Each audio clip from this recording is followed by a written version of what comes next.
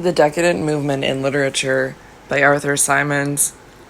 The latest movement in European literature has been called by many names, none of them quite exact or comprehensive. Decadence, symbolism, impressionism, for instance. It is easy to dispute over words, and we shall find that Verlaine objects to being called a decadent, Maeterlinck to being called a symbolist, Symons to being called an impressionist. These terms, as it happens, have been adopted as the badge of little separate cliques, noisy, brain-sick young people who haunt the brasseries of the Boulevard Saint-Michel and exhaust their ingenuities in theorizing over the works they cannot write. But, taken frankly as epithets which express their own meaning, both impressionism and symbolism convey some notion of that new kind of literature, which is perhaps more broadly characterized by the word decadence. The most representative literature of the day, the writing which appeals to, which has done so much to form, the younger generation, is certainly not classic, nor has it any relation with that old antithesis of the classic, the romantic. After a fashion, it is no doubt a decadence. It has all the qualities that mark the end of great periods, the qualities that we find in the Greek, the Latin, decadence, an intense self-consciousness, a restless curiosity in research, an over-subtilizing refinement upon refinement, a spiritual and moral perversity. If what we call the classic is indeed the supreme art, those qualities of perfect simplicity, perfect sanity, perfect proportion, the supreme qualities, then this representative literature of today, interesting, beautiful, novel as it is really a new and beautiful and interesting disease. Healthy we cannot call it, and healthy it does not wish to be considered. The Goncourt, in their prefaces, in their journal, are always insisting on their own pet malady, la nervose. It is in their work, too, that Huysmans notes with delight, le style tacheté et faisandé, high-flavored and spotted with corruption, which he himself possesses in the highest degree. Having desire without light, curiosity without wisdom, seeking God by strange ways, by ways traced by the hands of men, offering rash incense upon the high places to an unknown God, who is the God of darkness. That is how Ernest Hello, in one of his apocalyptic moments, characterizes the 19th century. And this unreason of the soul, of which Hello himself is so curious a victim, this unstable equilibrium, which has overbalanced so many brilliant intelligences into one form or another of spiritual confusion, is but another form of the maladie fin de siècle. For its very disease of form, this literature is certainly typical of a civilization grown over-luxurious, over-inquiring, too languid for the relief of action, too uncertain for any emphasis in opinion or in conduct. It reflects all the moods, all the manners, of a sophisticated society. Its very artificiality is a way of being true to nature. Simplicity, sanity, proportion, the classic qualities, how much do we possess them in our life, our surroundings, that we should look to find them in our literature? So evidently the literature of a decadence. Taking the word decadence, then, as most precisely expressing the general sense of the newest movement in literature, we find that the terms impressionism and symbolism define correctly enough the two main branches of that movement. Now, impressionist and symbolist have more in common than either supposes. Both are really working on the same hypothesis, applied in different directions. What both seek is not general truth merely, but la vérité vraie, the very essence of truth, the truth of appearances to the senses, of the visible world to the eyes that see it, and the truth of spiritual things to the spiritual vision. The impressionist, in literature as in painting, would flash upon you in a new, sudden way, so exact an image of what you have just seen, just as you have seen it, that you may say, as a young American sculptor, a pupil of Rodin, said to me on seeing for the first time a picture of Whistler's, "Whistler seems to think his picture upon canvas, and there it is." Or you may find, with Sainte-Beuve, writing on Goncourt, the soul of the landscape, the soul of whatever corner of the visible world has to be realized. The symbolist, in this new, sudden way, would flash upon you the soul of that which can be apprehended only by the soul, the finer sense of things unseen, the deeper meaning of things evident, and naturally, necessarily, this endeavor after a perfect truth to one's impression, to one's intuition, perhaps an impossible endeavor, has brought with it, in its revolt from ready-made impressions and conclusions, a revolt from the ready-made of language, from the bondage of traditional form, of a form become rigid. In France, where this movement began and has mainly flourished, it is Goncourt who was the first to invent a style in prose really new, impressionistic, a style which was itself almost sensation. It is Verlaine who has invented such another new style in verse. The work of the brothers de Goncourt, 12 novels, 11 or 12 studies in the history of the 18th century, 1700s, 6 or 7 books about art, the art mainly of the 18th century and of Japan, 2 plays, some volumes of letters and of fragments, and a journal in 6 volumes, is perhaps, in its intention and its consequences, the most revolutionary of the century. No one has ever tried so deliberately to do something new as the Goncourt. And the final word in the summing up which the survivor has placed at the head of the Préface et Manifeste is a word which speaks of tentative, enfant, où les deux frères ont cherché à faire du neuf, ont fait leur effort pour doter les diverses branches de la littérature de quelque chose que n'avaient point songé à trouver leurs prédécesseurs. And in the preface to Charest, in that pathetic passage which tells of the 2 brothers, one mortally stricken, and within a few months of death, taking their daily walk in the Bois de Boulogne, there is a definite demand on posterity. The search after reality in literature, the resurrection of 18th century art, the triumph of Japonisme, are not these, said Jules, the 3 great literary and artistic movements of the second half of the 19th century, and it is we who brought them about, these 3 movements. Well, when one has done that, it is difficult indeed not to be somebody in the future. Nor even is this all. What the Goncourt have done is to specialize vision, so to speak, and to subtleize language to the point of rendering every detail in just the form and color of the actual impression. Monsieur Edmond de Goncourt once said to me, varying, if I remember rightly, an expression he had put into the journal, "My brother and I invented an opera glass. The young people nowadays are taking it out of our hands." An opera glass, a special, unique way of seeing things, that is what the Goncourt have brought to bear upon the common things about us, and it is here that they have done the something new, here more than anywhere. They have never sought to see life steadily and see it whole. Their vision has always been somewhat feverish, with the diseased sharpness of overexcited nerves. We do not hide from ourselves that we have been passionate, nervous creatures, unhealthily impressionable, confesses the journal. But it is this morbid intensity in seeing and seizing things that has helped to form that marvelous style.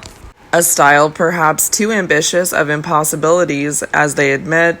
A style which inherits some of its color from Gautier, some of its fine outline from Flaubert, which has brought light and shadow into the color, which has softened outline in the magic of atmosphere. With them, words are not merely color and sound, they live. They search after l'image peinte, l'épithète rare, is not, as with Flaubert, a search after harmony of phrase for its own sake. It is a desperate endeavor to give sensation, to flash the impression of the moment, to preserve the very heat and motion of life. And so, in analysis as in description, they have found out a way of noting the fine shades. They have broken the outline of the conventional novel in chapters with its continuous story, in order to indicate, sometimes in a chapter or half a page, this and that revealing moment, this or that significant attitude or accident or sensation.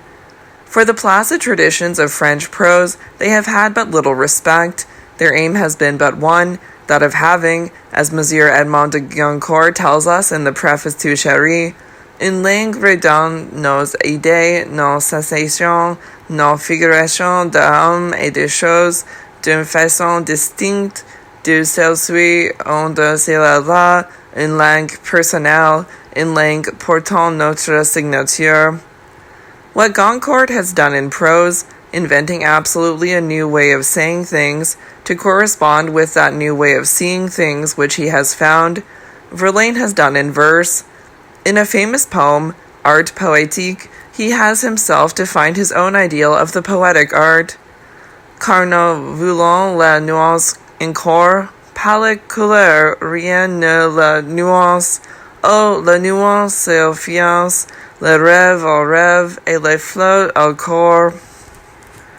Music first of all and before all, he insists, and then not color, but la nuance, the last fine shade. Poetry is to be something vague, intangible, evanescent, a winged soul in flight towards other skies and other loves.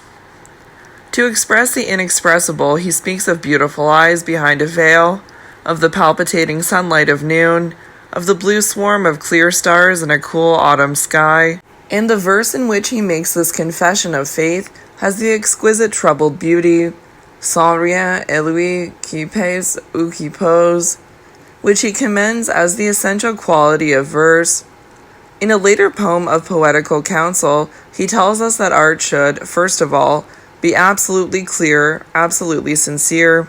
L'art, mes enfants, c'est d'être absolument soi-même.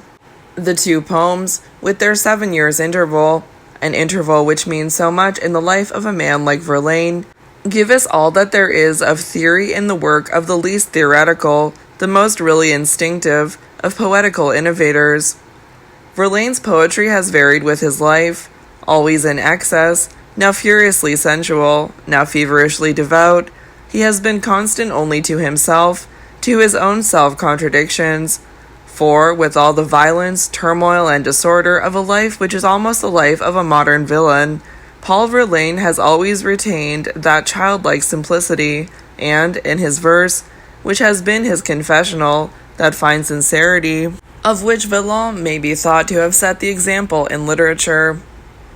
Beginning his career at a Parnassian with the poem Saturnines, Verlaine becomes himself, in his exquisite first manner, in the Fête Galante, Caprices after Watteau, followed a year later by La Bonne Chanson, a happy record of too confident a lover's happiness, Romance sans parole, in which the poetry of Impressionism reaches its very highest point, is more tormenté, goes deeper, becomes more poignantly personal. It is the poetry of sensation, of evocation, poetry which paints as well as sings, and which paints as Whistler paints, seeming to think the colors and outlines upon the canvas, to think them only, and they are there. The mere magic of words, words which evoke pictures, which recall sensations, can go no further. And in his next book, Sagesse, published after 7 years' wanderings and sufferings, there is a graver manner of more deeply personal confession, that sincerity, and the impression of the moment followed to the letter, which he has defined in a prose criticism on himself as his main preference in regard to style. Sincerity, and the impression of the moment followed to the letter, mark the rest of Verlaine's work, whether the sentiment be that of passionate friendship, as in Amour, of love, human and divine, as in Bonheur, of the mere lust of the flesh, as in Parallèlement, and Chanson pour elle. In his very latest verse, the quality of simplicity has become exaggerated, has become, at times, childish. The once exquisite depravity of style has lost some of its distinction. There is no longer the same delicately vivid impression of the moment to render. Yet the very closeness with which it follows a lamentable career gives a curious interest to even the worst of Verlaine's work, and how unique, how unsurpassable in its kind is the best. En tout le reste et littérature was the cry, supreme and contemptuous, of that early art poétique, and, compared with Verlaine at his best, all other contemporary work in verse seems not yet disenfranchised from mere literature. To fix the last fine shade, the quintessence of things, to fix it fleetingly, to be a disembodied voice, and yet the voice of a human soul, That is the ideal of decadence, and it is what Paul Verlaine has achieved. And certainly, so far as achievement goes, no other poet of the actual group in France can be named beside him or near him. But in Stéphane Mallarmé, with his supreme pose as the supreme poet, and his 2 or 3 pieces of exquisite verse and delicately artificial prose to show by way of result, we have the prophet and pontiff of the movement, the mystical and theoretical leader of the great emancipation. No one has ever dreamed such beautiful, impossible dreams as Mallarmé. No one has ever so possessed his soul in the contemplation of masterpieces to come. All his life he has been haunted by the desire to create, not so much something new in literature, as a literature which should itself be a new art. He has dreamed of a work into which all the arts should enter, and achieve themselves by a mutual interdependence, a harmonizing of all the arts into one supreme art, and he has theorized with infinite subtlety over the possibilities of doing the impossible. Every Tuesday for the last 20 years, he has talked more fascinatingly, more suggestively, than anyone else has ever done, in that little room in the Rue de Rome, to that little group of eager young poets. A seeker after something in the world that is there in no satisfying measure, or not at all, he has carried his contempt for the usual, the conventional, beyond the point of literary expression, into the domain of practical affairs. Until the publication, quite recently, of a selection of vers et prose, it was only possible to get his poems in a limited and expensive edition, lithographed in facsimile of his own clear and elegant handwriting. An aristocrat of letters, Mallarmé has always looked with intense disdain on the indiscriminate accident of universal suffrage. He has wished neither to be read nor to be understood by the bourgeois intelligence, and it is with some deliberateness of intention that he has made both issues impossible. Monsieur Catulle-Mende defines him admirably as a difficult author, and in his latest period he has succeeded in becoming absolutely unintelligible. His early poems, L'après-midi d'un Fond Hérodiade, for example, in some exquisite sonnets, and 1 or 2 fragments of perfectly polished verse, are written in a language which has nothing in common with everyday language, symbol within symbol, image within image, but symbol and image achieve themselves in expression without seeming to call for the necessity of a key. The latest poems, in which punctuation is sometimes entirely suppressed for our further bewilderment, consist merely of a sequence of symbols, in which every word must be taken in a sense with which its ordinary significance has nothing to do. Mallarmé's contortion of the French language, so far as mere style is concerned, is curiously similar to the kind of deprivation which was undergone by the Latin language in its decadence. It is indeed, in part, a reversion to Latin phraseology, to the Latin construction, and it has made of the clear and flowing French language something irregular, unquiet, expressive, with sudden surprising felicities, with nervous starts and lapses, with new capacities for the exact noting of sensation. Alike to the ordinary and to the scholarly reader, it is painful, intolerable, a jargon, a massacre. Supremely self-confident, and backed, certainly, by an ardent following of the younger generation, Mallarmé goes on his way, experimenting more and more audaciously, having achieved by this time, at all events, a style wholly his own. Yet the chef d'oeuvre inconnu seems no nearer completion, the impossible seems no more likely to be done. The 2 or 3 beautiful fragments remain, and we still hear the voice in the Rue de Rome. Probably it is as a voice, an influence, that Mallarmé will be remembered. His personal magnetism has had a great deal to do with the making of the very newest French literature. Few literary beginners in Paris have been able to escape the rewards and punishments of his contact, his suggestion. One of the young poets who formed that delightful Tuesday evening coterie said to me the other day, "We owe much to Mallarmé, but he has kept us all back 3 years." That is where the danger of so inspiring, so helping a personality comes in. The work even of Monsieur Henri de Regnier, who is the best of the disciples, has not entirely got clear from the influence that has shown his fine talent the way to develop. Perhaps it is in the verse of men who are not exactly following in the counsel of the Master, who might disown him, whom he might disown, that one sees most clearly the outcome of his theories, the actual consequences of his practice.